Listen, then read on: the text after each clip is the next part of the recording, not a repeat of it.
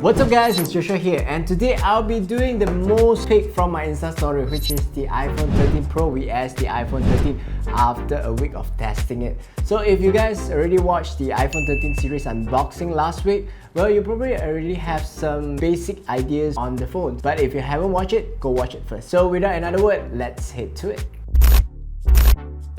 So first thing first, design-wise, both of them actually has a different feeling when you're holding on your hand, as well as different build materials. The iPhone 13 is 30 grams lighter than the iPhone 13 Pro, which is due to the stainless steel design used on the sides and a textured matte glass back, while the iPhone 13 uses a glass back with aluminium frame. Durability-wise, both have the same IP68 water and dust resistance, which can withstand a maximum depth of 6 meters for up to 30 minutes. Personally, I'll choose the iPhone 13 Pro here because it feels more solid and durable compared to the iPhone 13's glassback aluminium frame. It also looks more premium, and most importantly, it is not a fingerprint magnet unlike on the iPhone 13. But one thing to keep in mind, because of the larger camera band on the iPhone 13 Pro, it will be more wobbly when you place on the table. Display wise, both are having the same 6.1-inch display size and a smaller top notch compared to the last year's iPhone 12 series. Both have brighter screens this time too, with a max brightness of 800 nits on the iPhone 13 and 1000 nits on the iPhone 13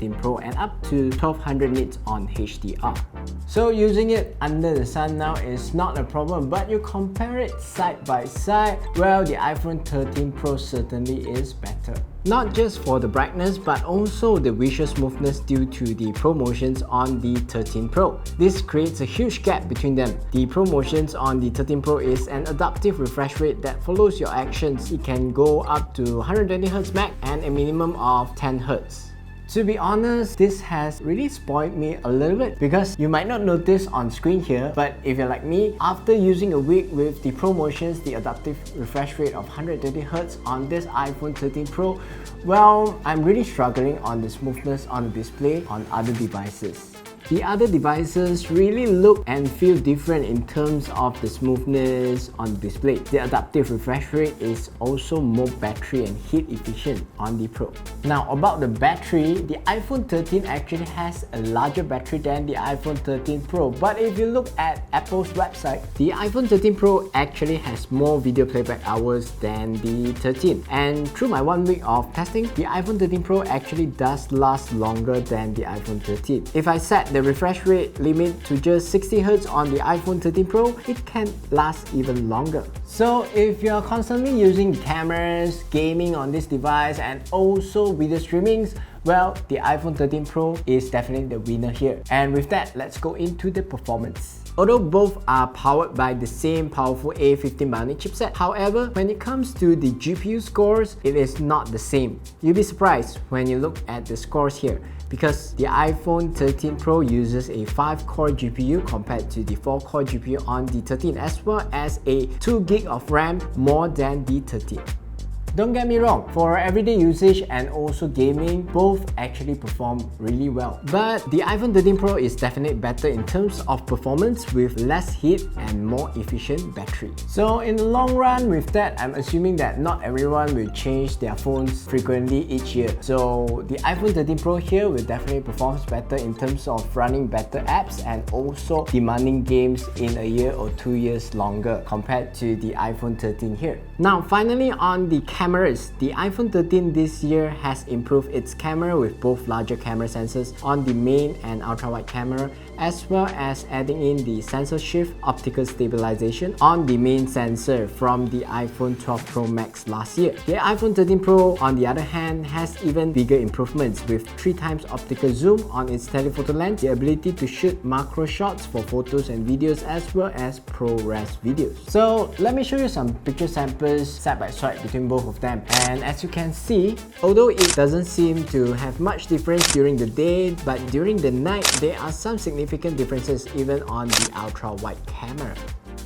Now, speaking of improvements, Apple has now added the photographic style and also cinematic mode throughout the iPhone 13 series. With the cinematic mode, you can now shoot videos with a nice background blur effect and a fairly accurate rack focus shifting from one subject to another automatically through AI calculations. You can even edit it in post after shooting it. But since the cinematic mode is still the first generation, I think there's still some improvements to be made, because when it comes to smaller object or messy object, well, the bokeh effect is not that great, especially during low light situation. But for the photographic styles, I would say it's pretty impressive. It's not like the normal filters because it will retain the natural color tones of your skin while adjusting and boosting the colors for other subjects and areas. You got 4 photographic styles to choose from: vibrant, rich, contrast, warm, and cool. Personally, I will prefer the rich contrast because it will make my picture looks not that plain, and also it will add up some contrast and vibrant colors to my subject. So with all the upgrades mentioned above, I say that it's really a well worth upgrade on the iPhone 13 Pro here, with 1000 difference compared to the iPhone 13 here.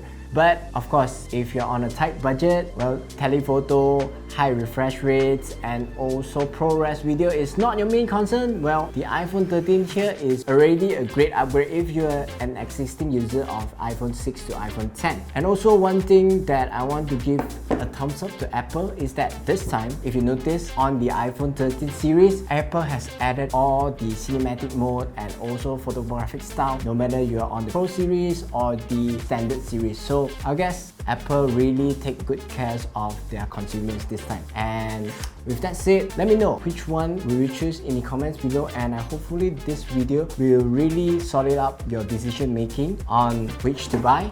And yeah, that's all for today. I'm Joshua C. I'll see you guys next time. Bye bye.